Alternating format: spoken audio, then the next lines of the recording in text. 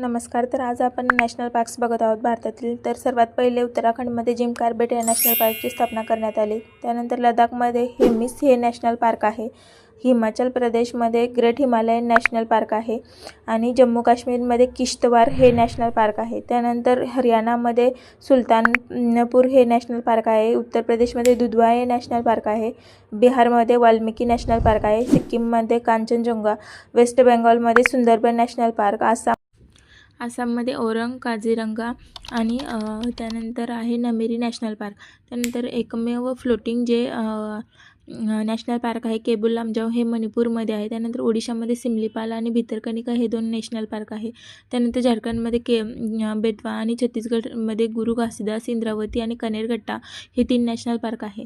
त्यानंतर जर आपण आंध्र प्रदेशमध्ये आलो तर आंध्र प्रदेशमध्ये पापिलकोंडा, राजीव गांधी नॅशनल पार्क आणि श्री व्यंकटेश्वरम हे नॅशनल पार्क आहे. तामिळनाडूमध्ये मन्नार आणि युदुमलाई हे 2 नॅशनल पार्क आहे. केरळमध्ये पेरियार आणि एर्नाकुलम हे नॅशनल पार्क आहेत. कर्नाटकमध्ये नागरहोल, बांदीपूर, बाणेरघट्टा हे नॅशनल पार्क आहे. महाराष्ट्रामध्ये 5 नॅशनल पार्क आहे.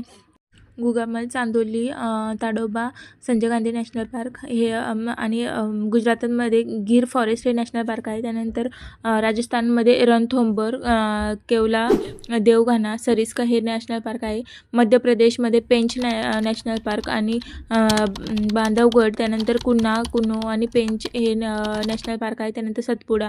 तेलंगणामध्ये महावीर आणि रेड्डी हे नॅशनल पार्क आहे.